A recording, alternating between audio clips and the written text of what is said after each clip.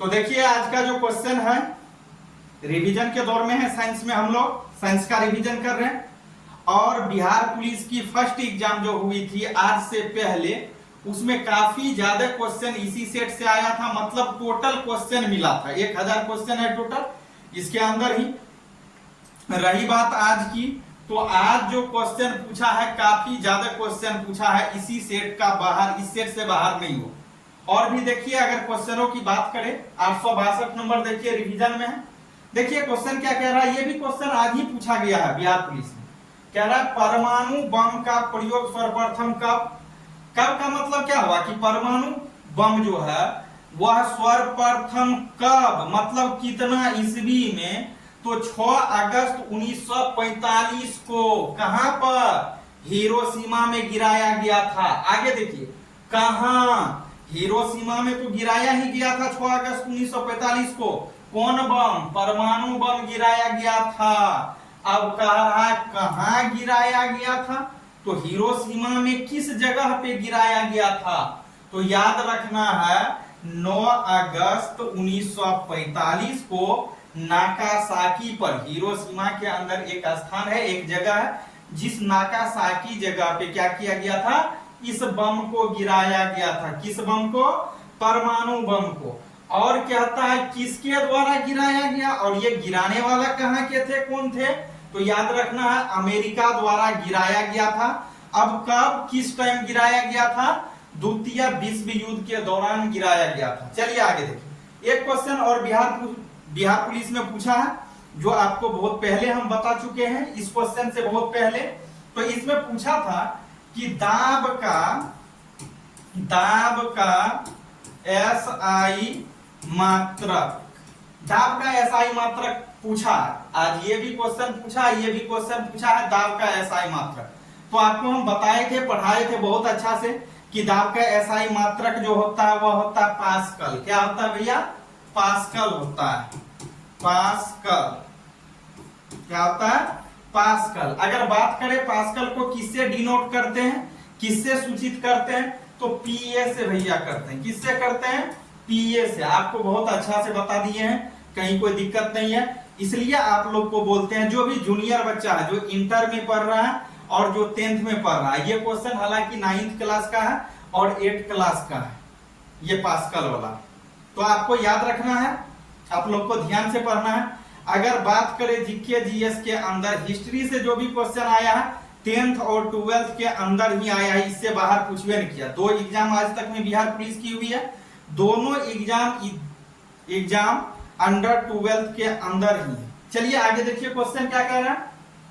आगे क्वेश्चन है परमाणु भट्ठी या नाभिक रिएक्टर में।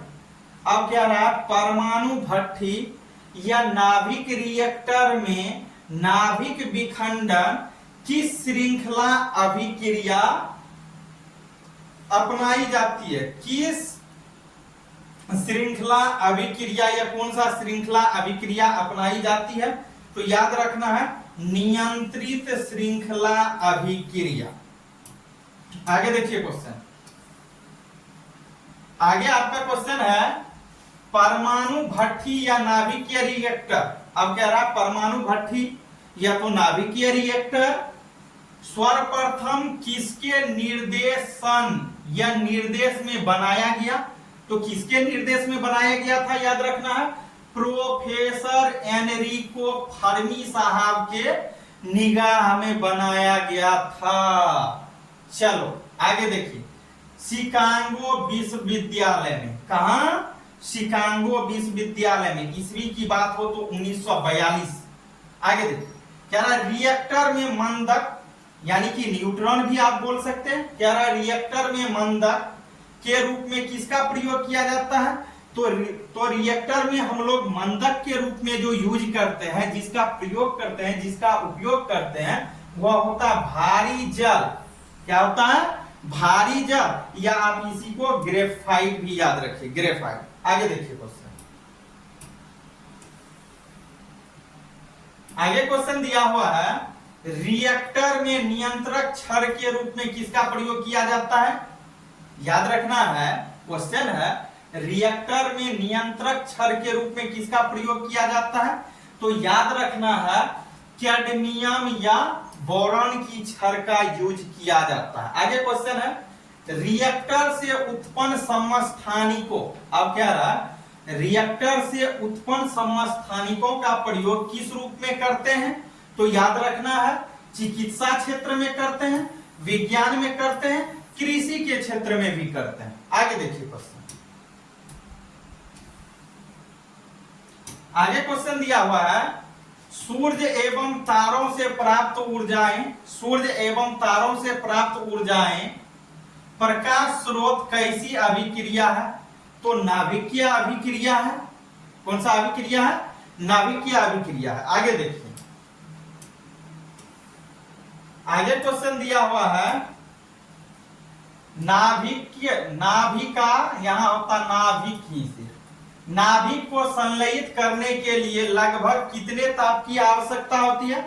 नाभिक को संतुलित करने के लिए या संलयित करने के लिए जितने ताप की जरूरत होती है वह होता है 10 टू दी पावर 8 के मतलब केल्विन, 10 पे पावर 8 केल्विन होता है। ऐसे ताप का SI मात्रक केल्विन होता है, आपको जानकारी है, बता चुके।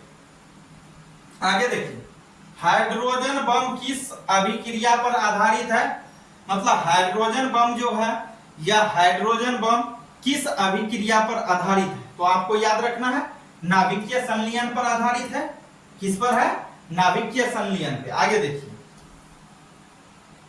आगे क्वेश्चन दिया हुआ है हाइड्रोजन बम का आविष्कार किसने किया?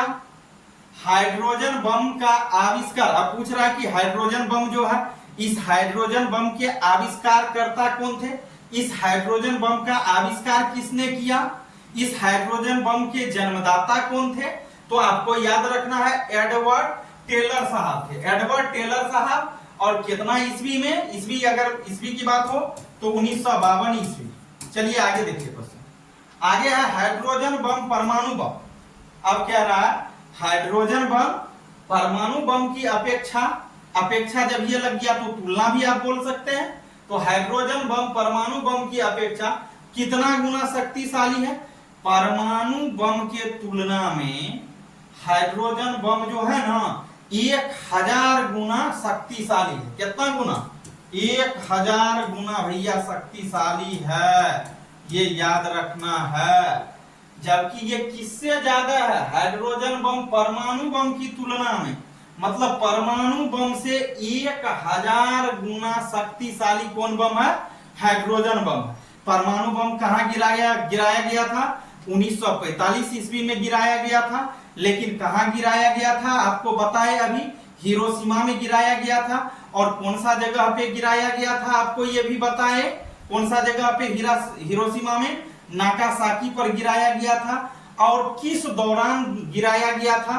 तो द्वितीय विश्व युद्ध के दौरान गिराया गया था ये बम, तो याद रखना है। अब बताइए इस परमाणु बम से, जब परमाणु बम गिराया गया था द्वितीय विश्व युद्ध के दौरान, तो जहां गिराया गया था हिरोशिमा में, वहां का लोग जो था, वहां के जो